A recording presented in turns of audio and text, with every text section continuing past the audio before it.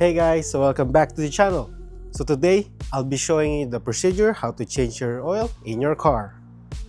So here we have my 2005 Scion XB sitting at 238,511 miles. Last oil change was at 236k. You can change your oil at around 3,000 to 5,000 miles, kinda just depends on you. And since my last oil change was 6 months ago, so I would just prefer to change it right now, and oil and oil filter is just cheap.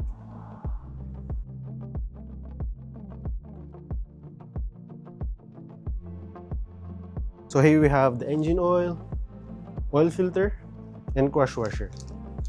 Please make sure to do a research first on what engine oil your car needs, or you can check the top of your oil cap for the level of viscosity. So mine takes 5W30, and I bought 4 bottles because my engine needs 3.7 liters with an oil filter change. Without is 3.4 liters. And then there's 2 different types of oil filter for my engine. This is the longer version. And then you can buy whatever brand you want or whatever part store you want. I just prefer buying it online and then picking it on the dealership, so it's gonna be cheaper. Here are some optional products that you might need. Air filter element for your airbox, cabin filter, and windshield washer fluid. So the tools that we need is a funnel, a towel, 40mm for the drain, and for the oil filter you have options. This one's specific for our oil filter, this one's universal, oil drain pan, and if you don't have access under your car or your car is low, you can use a jack and a jack stand. Slide in your oil drain pan and remove the oil drain.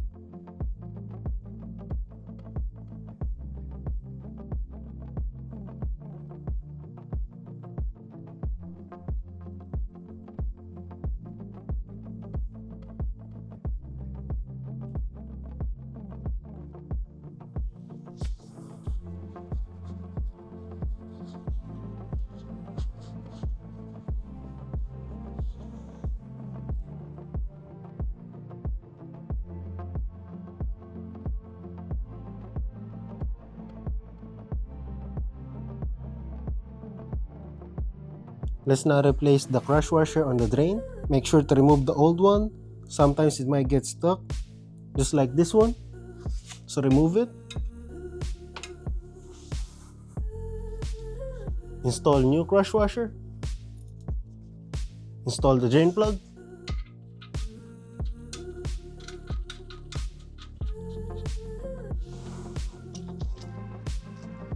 Then tighten the drain plug.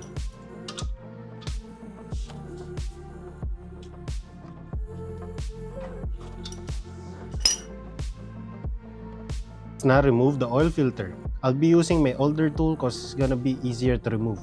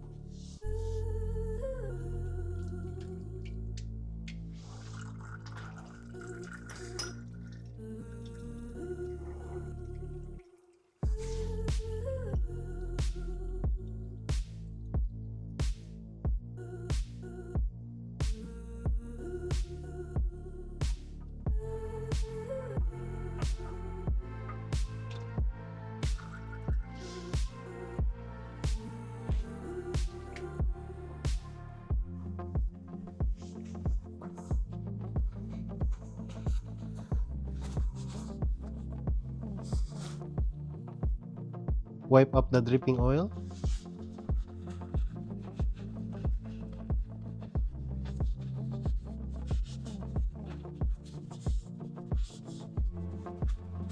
Install your new oil filter.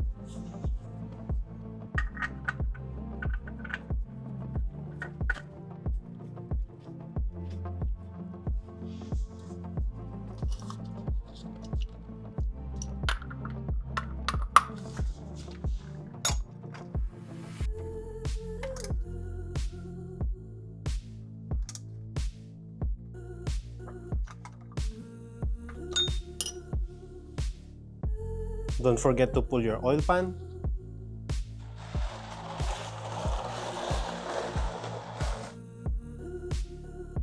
And then lower the car. Take your oil cap off.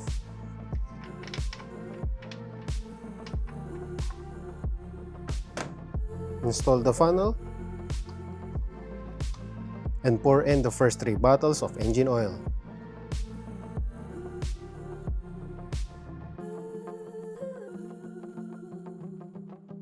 So on the 4th bottle, we will be leaving 100 ml because the 4 bottles is equivalent to 3.8 liters, but my engine only takes 3.7 liters.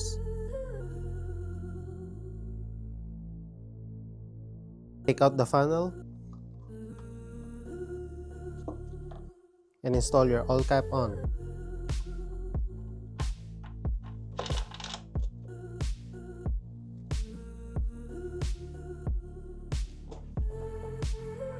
Start the car for a couple of seconds so the engine oil can circulate.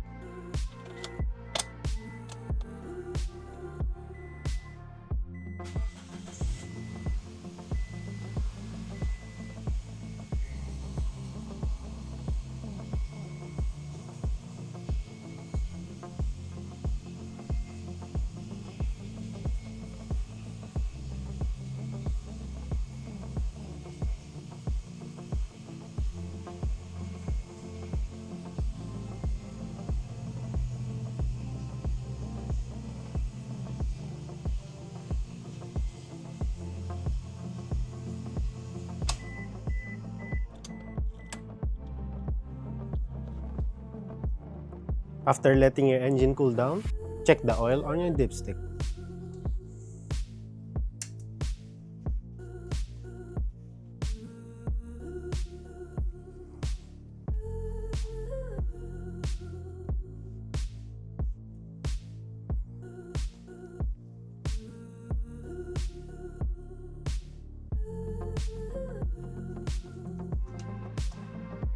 Please dispose the old oil properly.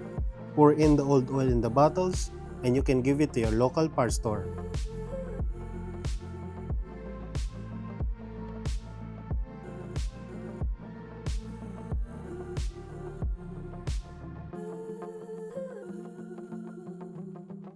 Since you're already here, might as well check your washer fluid level.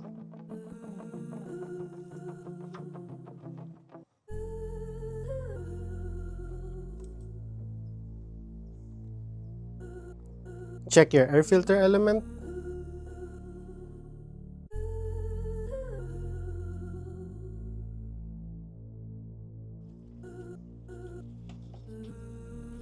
Mine's a little dirty, so here's a new one. So we'll replace it.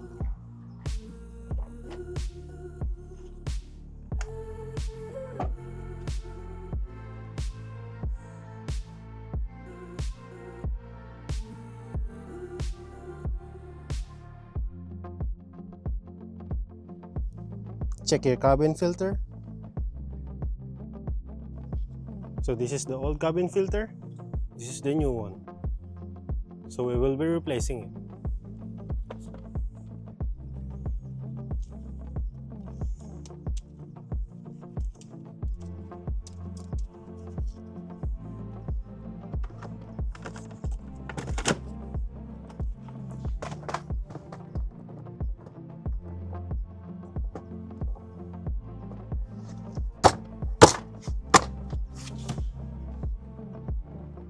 So that sums up our video for today. If this video helped, please give it a like and hit subscribe for more car tips.